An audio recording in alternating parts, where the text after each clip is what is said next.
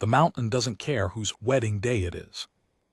I learned that the winter a woman in a torn ivory dress came down off the high pass leading a horse that wasn't hers, with frost in her hair and a dead man's coat over her shoulders, and asked me, a stranger, an old fool who hadn't said a kind word to anyone in 3 years, whether I knew the way to Amos Reese's cabin. She didn't know him. She'd never spoken his name before that morning.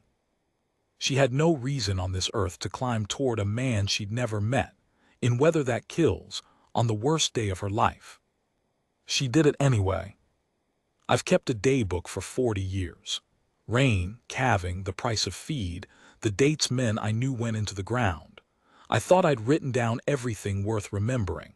Then she walked into my yard, and I realized I'd been recording the wrong things the whole time. This is what I should have been writing down. Stay with me, because what that woman saved up on the mountain wasn't just a man, and what the man gave back to her wasn't just thanks. I watched it happen with my own eyes, and I still don't have a clean word for it. Maybe by the end of this you will. She came out of the white like something the storm had decided to spit back. I was at the fence line, doing the only thing a man does in that kind of cold, keeping busy so the cold can't sit down inside you. My hands were past feeling. The wind off Hollow Ridge came down sideways and mean, and I had my collar up and my hat tied under my chin like a child, and I was cursing the wire because the wire was there to be cursed. Then Bram, my old gelding, threw his head up and snorted at the pass road, and I turned and there she was. I want to tell it the way it happened, not the way I've smoothed it down telling it since. So I didn't see a beautiful woman in distress. I saw trouble. I saw a horse stumbling, not hers, a rangy bay with a brand I didn't know, lathered under the frost, and a person hanging onto its bridle more than leading it, swaying in a dress the color of old bone that the wind kept trying to take. No coat that fit her. A man's coat, too big, the shoulders standing off her like wings. My first thought, God help me, was, I don't have time for this. My second thought, when she got close enough that I could see her lips had gone the gray blue of a thing that stopped fighting, was, she's 3 minutes from dead. I dropped the wire. Hey, I called, and my voice came out cracked from disuse. Hey, here to me. She turned her face toward the sound. I'll never forget it. Not because it was lovely, though under the frost and the gray it was, but because of what wasn't in it. No fear, no relief, just a terrible, scraped-out determination, like a candle that's burned down to where the flame's eating the holder. Reese, she said, her teeth wouldn't hold still. Amos Reese, up the mountain, do you which way? Lady, you need a fire and a roof, and I've got both 40 feet from where you're standing. Which way? I have argued with mules. I have argued with bankers, which is worse. I knew that voice. It was the voice of someone who'd already spent everything they had on a single decision and had nothing left to spend on yours. I got her inside anyway. That part wasn't kindness so much as the certainty that she'd die in my yard otherwise, and I'd have to dig in frozen ground. I half carried her, she weighed nothing, a bundle of cold sticks, and I sat her by the stove and built it up till the iron sang, and I put coffee in her hands that she couldn't hold, so I held it for her, the both of us with our fingers around the tin cup like it was a small animal we were keeping alive. Her name was Wren Tolliver. I got that much out of her in the first hour. The rest came in pieces, the way the truth comes out of people who have stopped being able to lie because lying takes energy they no longer have. There'd been a wedding, hers, down in Calder Springs that morning, you understand. This was all happening inside the span of one day. The day was not even half spent, and she'd stood in the little church in this dress with 30 people in the pews and the preacher waiting and the man she was to marry, one Daniel Fenn, on the road from the east where he'd gone to settle his late father's accounts. Daniel Fenn never made the church. The Calder runs hard in a thaw, and there'd been a false thaw 2 days before, and the ford that was safe in October was a different animal in a wet January. They found his horse downstream. Then they found the rest of it. A boy came riding into the churchyard with the news while Wren was still standing at the front in her mother's veil, and she heard it the way you hear a window break in another room distant, and then all at once not distant at all. "Left at the altar," she said, and made a sound that I think started as a laugh and lost its way. "That's what they'll say in town, left at the altar, as if she stopped. He didn't leave me. The river took him. There's a difference. There has to be a difference." I didn't know what to say to that, so I said nothing, which is a skill I have refined over a lonely life. Here is the part I still don't fully understand, and I've had years to chew on it. Wren did not go home, did not go to her mother's, did not let the church women fold her into their casseroles and their pity. She walked out of that church in her wedding dress, and she went to the livery, and Daniel Fenn's brother had ridden in on Daniel's spare horse, the bay, and in the confusion of grief Wren took it, just took it, and she rode for the mountain. Because of a letter. Daniel Fenn, it turned out, had a cousin, up high, alone, a trapper and a sometime prospector who'd cut himself off from people after the war did something to him that he never named in writing. Amos Reese. Daniel and Amos had traded letters once a season, and Daniel had read pieces of them aloud to Wren on the porch in the courting months, my odd cousin Amos, my mountain cousin, and the last one had come 3 weeks back and it had frightened Daniel. Amos had written like a man writing his last letter, tidying up, saying goodbye without saying the word. Daniel had meant to ride up and check on him after the wedding. "He can't," Wren said. The coffee had finally stopped shaking in her hands.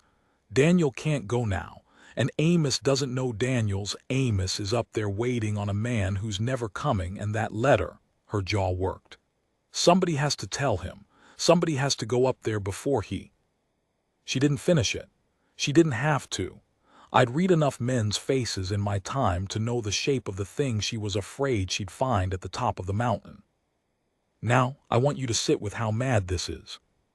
A woman whose whole life had collapsed at 9 o'clock that morning had decided, by noon, that the most urgent thing in the world was the survival of a man she had never met. On behalf of a man who was already dead, there's no sense in it. There's no profit in it. The reasonable thing, the human thing, you'd think, was to lie down in her grief and let the world spin without her for a while. I told her as much. I told her the pass was death in this wind, that she'd already nearly proved it, that no one would fault her, that the man up there had chosen his solitude and grown men are allowed to choose their ends. She looked at me. The color was coming back into her face by then, and with it something I'd mistaken for emptiness was showing itself as the opposite. Not empty, full, full to the brim and past it. "I couldn't save Daniel," she said. "I didn't even get to try. There was a river and then there was a boy in the churchyard, and in between there was nothing I was allowed to do." Her hand tightened on the cup. "I am not going to sit in a warm house knowing there's one more I could have reached and didn't." I have turned that sentence over 10,000 times. I am not a sentimental man. But I'll tell you, something in my chest that I'd thought had gone to gristle years back, when I put my own wife in the ground and stopped keeping company with anyone but the cattle, something in there moved. I gave her my coat, the good one. I gave her gloves.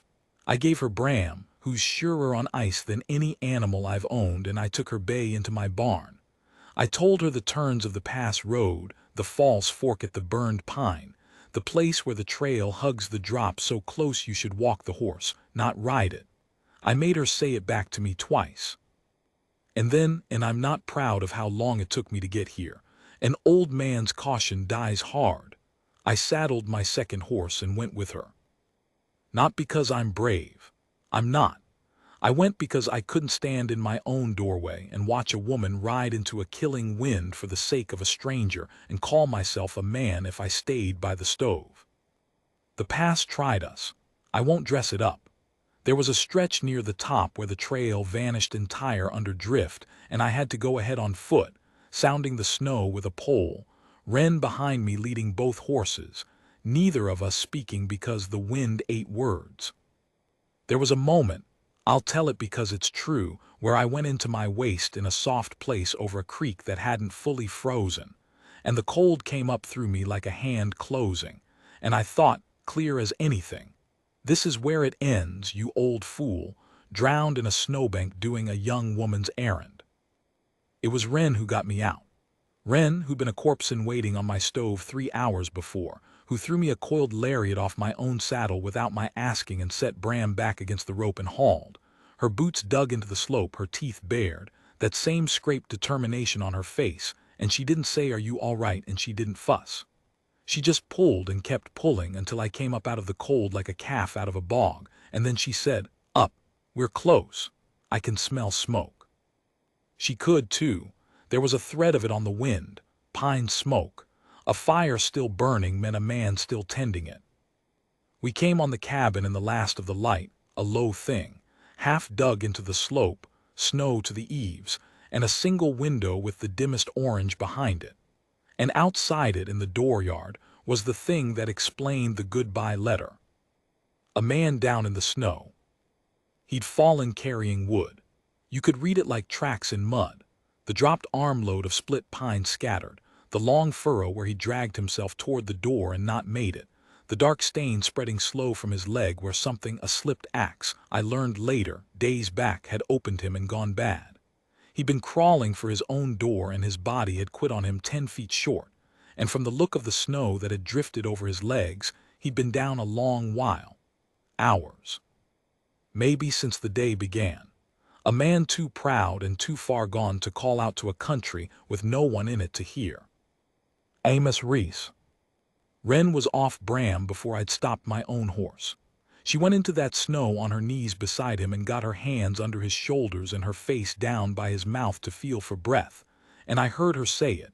I heard her say it, and it has never once left me, she said, low, fierce, like a vow and a scold and a prayer all at once. "No, not you too. You don't get to be one more." And the man in the snow, who hadn't moved, whose face was the color of the snow he lay in, opened his eyes a crack at the sound of a human voice he didn't know, and looked up at this stranger in a torn wedding dress under a borrowed coat bent over him in the dark, and his cracked lips moved, and what he said, God's truth, was, Daniel." She didn't tell him, not then. There are mercies you give a dying man, and that was one of them. She just said, "I'm here, hold on, we've got you." And she got her shoulder under his arm, and I got the other side, and between an old broken rancher and a woman who'd been left at the altar by a river that morning, we carried Amos Reese in out of the snow. What happened after that took the rest of the winter to tell. But the part that matters, the part I came down off that mountain changed by, happened in the first hour, when we had him by the fire and his color wouldn't come, and Wren was packing the wound that had gone wrong, and he kept slipping under, and she kept calling him back. Not gently, fiercely, saying his name, saying stay, saying I did not come all this way to lose you in the doorway. She didn't know him. That's what I keep landing on. She had nothing invested in this man but a dead fiancé's worry and her own refusal to let the mountain take one more thing from her in a single day. He lived. That was the first surprise, and it surprised no one more than him.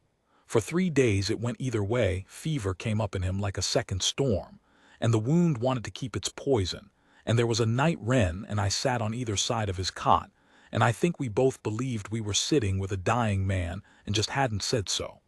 But Wren had a way with the fever. She'd learned nursing from a mother who'd buried 4 of 6 children and gotten ferocious about it.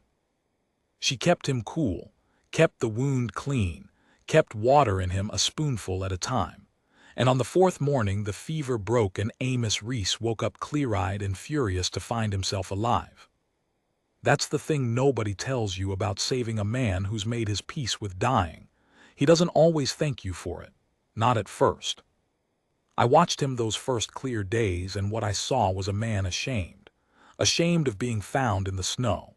Ashamed of the letter Wren never mentioned, but that he knew she must have come because of. Ashamed of needing 2 strangers to wipe his brow and feed him, and worse.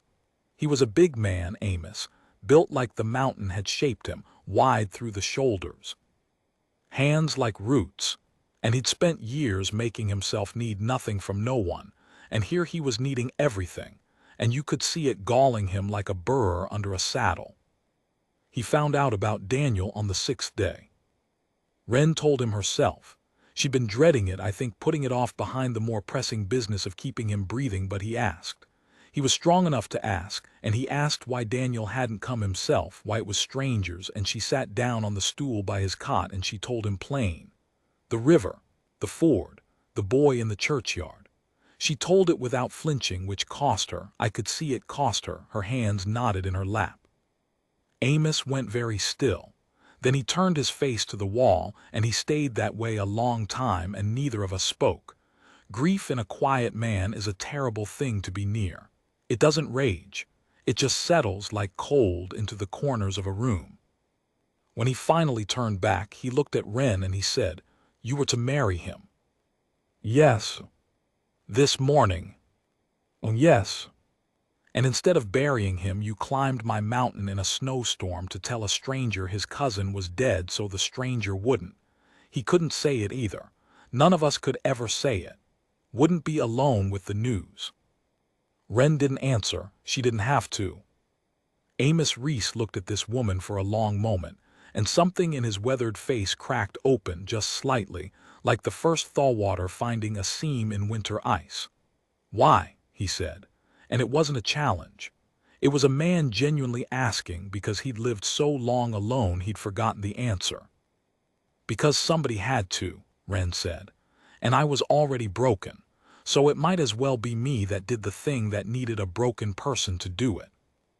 I have thought about that sentence almost as much as I've thought about the one in the snow. It might as well be me. She'd turned her grief into a tool. She'd taken the worst thing that ever happened to her and used it as a reason to be useful instead of a reason to lie down. I've known preachers who couldn't manage that in a lifetime. The thaw between them came slow after that, and I had a front seat to it, because the pass stayed closed near a month and I couldn't have left if I'd wanted to. So I stayed, and I was glad to. An old man alone gets to thinking he's done with the world. Turns out the world wasn't done with me. It was the small things, the way it always is. Amos couldn't stand to be tended, so Wren learned to tend him without seeming to, left the water where he could reach it himself, set the splint so he could shift it without asking, gave him back his dignity a piece at a time the way you gentle a wild horse, never head-on, always sideways. And Amos, who'd forgotten how to receive, learned in turn to let her, which is its own kind of work. The first time he let her help him to the door to look at the sky without arguing about it, I saw her smile, actually smile, the first one, and it changed her whole face. He started talking. Mountain men store up words like cordwood, and Amos had a winter's worth. He told her about Daniel as a boy, the only family that had ever bothered to write him after the war. He told her slow, sideways, never all at once, about the war itself, about why he'd come up high and stayed. Things he'd done and seen that he couldn't unsee, men he hadn't saved, a particular weight he carried that I won't repeat because it was his to carry and he gave it to her, not to me. He told it to her in the long blue evenings while the wind worked at the chinking, and she listened the way she did everything completely, and she didn't flinch at the dark parts, and she didn't rush to comfort him out of them either. She just let them be true. And Wren talked too, about Daniel, about the wedding dress she still hadn't been able to take fully off her mind even after I'd ridden down and brought her up proper clothes, about the cruel small fact that the whole valley would forever say she was left at the altar, as if Daniel had thrown her over, when the truth was a man had died trying to get to her. She grieved out loud in that cabin in a way I don't think the valley would have let her. They'd have wanted her quiet, brave, tragic. Up there she got to be angry. She got to say it wasn't fair. She got to weep at the stove and have a man with root hands set a hand on her shoulder, awkward as a bear, and not try to fix it. Here is where I have to be honest about myself, because this is my account and a man should tell on himself. I was jealous. Not of either of them, not like that. I was jealous of the thing growing in that cabin, because I'd had it once and buried it, and I'd told myself for 3 years that I was past wanting it. Watching those two broken people warm each other back to life by the inch showed me I was a liar. I'd just gone cold so slow I hadn't noticed I'd frozen. There was one night it nearly went wrong. Amos, healing, got it into his head that he was a burden, that Wren had given up her grief, her home, her good name, all to nurse a stranger, and that the decent thing was to send her down the mountain the moment the pass cleared so she could go live a real life. He said as much, gruff, looking at the fire instead of her. Said she'd done her Christian duty and more, and she owed him nothing, and he'd not have her chain herself to a half-cripple in a dirt cabin out of pity. And Wren, quiet Wren, useful Wren, stood up so fast the stool went over. "Pity," she said, low, shaking. "You think this is pity. You think I climbed your mountain out of pity and I've stayed a month out of pity. You think the only reason a person could want to be near you is—" She stopped, got hold of herself, and then she said the thing that I think neither of them had let themselves say. "Daniel's gone. I will grieve him the rest of my life. But I am not up here for Daniel any more, Amos Reese, and I haven't been for weeks, and if you can't see that, then you're not half as observant as a trapper ought to be." Silence. The fire popped. I studied my boots like they held the secret of the universe. And Amos Reese, who'd made himself need nothing for 20 years, looked at her with his whole ruined heart in his face and said, barely above the fire's whisper, "I'm afraid to want it. Whatever's wrong with me, the war put it there and it doesn't leave. I'm afraid I'll wake some morning and not be able to be a man worth your trouble." "Then we'll find out together," Wren said. "I'm not afraid of mornings anymore. I've already lived the worst one there is." The pass cleared in the last week of February, and that was when the trouble I should have seen coming finally came. Not from the mountain, from the valley. Word had gotten down the way it does, that the Tolliver girl, the one left at the altar, poor thing. You heard about the Fenn boy and the river, had taken up living in sin in a trapper's cabin up Hollow Ridge with a strange recluse, and her not 3 months a near widow. The valley has a long memory and a short heart, and by the time the trail opened, Wren Tolliver had been tried and convicted in every parlor in Calder Springs. Her mother came up first, then the preacher. They came to save her, to bring her down, restore her name, marry her off respectable before the shame set permanent.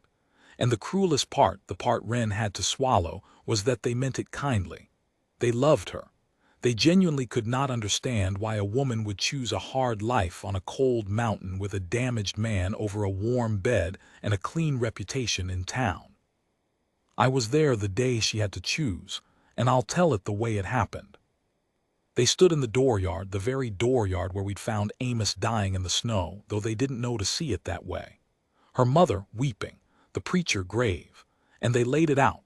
Come down now today, and the valley would forgive and forget, call it a fever of grief, find her a good steady man inside the year. Stay, and she'd be cut off, no church, no family, no name worth having. And Amos, this is the thing, Amos told her to go. He came out on his mended leg, leaning on the stick he'd carved over the long weeks, and he stood there big and ruined in the cold sunlight, and he said it in front of all of them. "Go on down, Wren. They're right. I'm not worth what it costs you. Go have the life you were meant for." He meant it as love. That's the part that breaks me. He'd rather lose her to the valley than be the reason she lost everything. It was the most generous thing I ever watched a man do, and it was wrong, dead wrong, and I opened my mouth to say so. But Wren got there first.